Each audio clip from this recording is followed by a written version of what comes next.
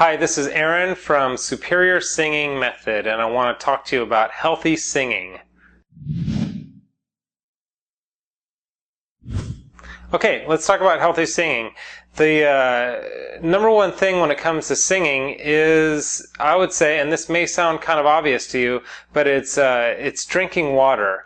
And I'm going to give you a list of a bunch of things. This is just the very first one, that drinking water is good for so many reasons. First of all, it helps flush down any of the stuff that's in your throat, whether it's mucus or just whatever. It helps just flush out anything that's gonna hinder you from singing well, that is. Because if there's mucus in your throat or whatever, there's pollen, if it's in summer or whatever, flushes all that down. If that's in your throat, it makes it harder to manipulate the notes. So when you're singing, it's harder to be on key, sing in tune, and all that stuff. So water's a really good one. It flushes down. But not only that, it's really good for hydrating your vocal cords. When your vocal cords are dried out, it's going to affect everything when it comes to singing. For sure your tone, for sure your pitch and all that stuff. So you want to keep your vocal cords nice and hydrated. Also, it's just going to keep your body healthy. And a lot of people don't see singers as athletes, but you are an athlete. As a singer, you are an athlete. And so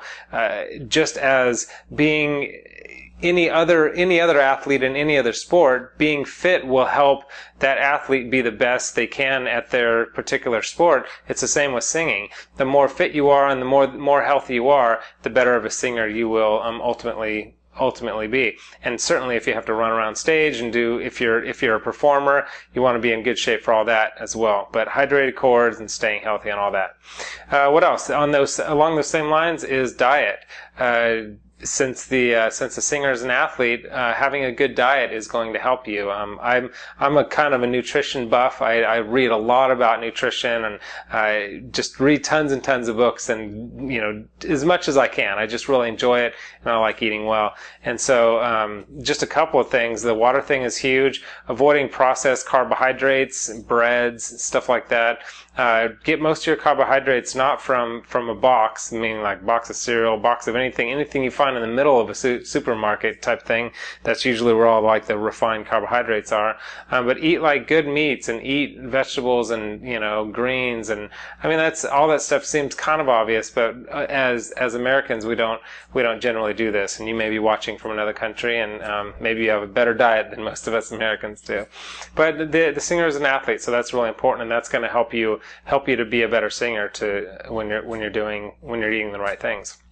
Another thing is, and this goes particularly into when you're singing, you want to avoid yelling. Yelling at any time, just like the hey, hey, yelling at people or whatever. You don't want to yell at people just in general, but yelling when you're singing particularly. So what people do is the yelling, the pulling up the chest voice. So you may not have heard that before, but pulling up chest voice just means you've got your chest head register and your head register. So your chest register is here when I'm talking in. So it's like, it's all down here, blah, blah, blah, blah. And your head voice is, that's your head voice up there. So there's these two different registers.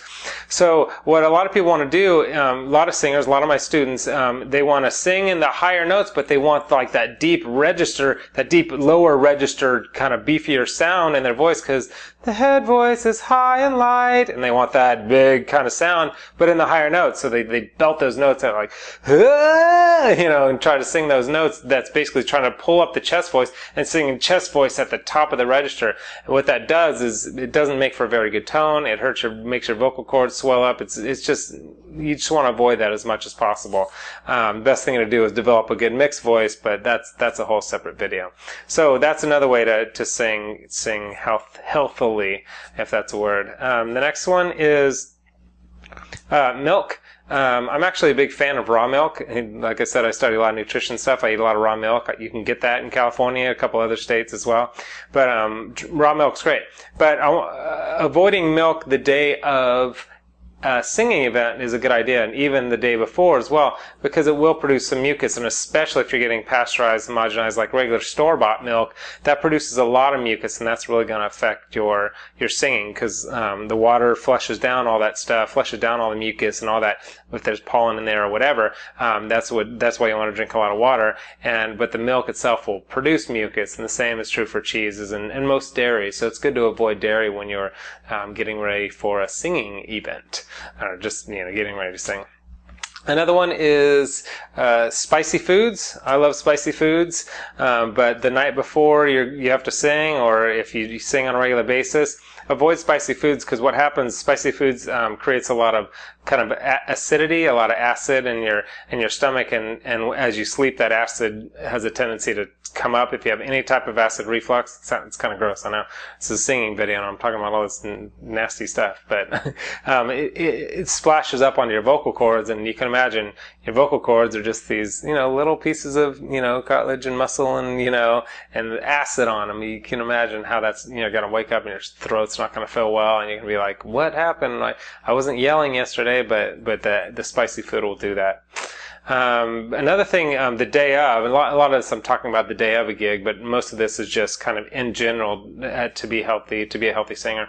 But the day of a gig, day of a singing, you want to definitely do a vocal warm-up exercise, and your vocal warm-up and your strengthening exercises, all those things, but you don't want to overdo those. Just do a really light warm-up routine and a little bit of the strengthening exercises, because if you overdo it, then your voice just won't be as shiny. It won't have as much luster when you go to sing, because you will have worn it out a little bit. So anyway, those are a couple of healthy singing tips, and I just want to encourage you to sing. If it is your goal to be a singer, singers sing. They practice singing. They practice their exercise. They look for opportunities to sing. And I want to encourage you that if that's what you want to do, you can do it, because it is possible to learn to sing. Even if you weren't born with a lot of talent, it doesn't matter. You can learn to sing. So I want to encourage you to go after your dreams and do that. So again, I'm Aaron from Superior Singing Method. If you don't mind, you want to share the love, go ahead and subscribe to my channel and leave a comment. I look through the comments and find out what people want me to post on my YouTube channel, and I do my best to try and post different, whatever it is that you want to learn about. I try and focus on those and post those on the channel. So go ahead and leave me a comment for that, and like it if you don't mind, show the love that way. And then also the link below, I have a systematic, it's an 8-week systematic program that can help you become a better singer if that is what you're interested in. You're watching this, so I guess it is. So I've got that program with that link below, and there's you can also find a lot of other free tips and stuff there on my website, Superior Singing Method. That's about it. I hope that helps.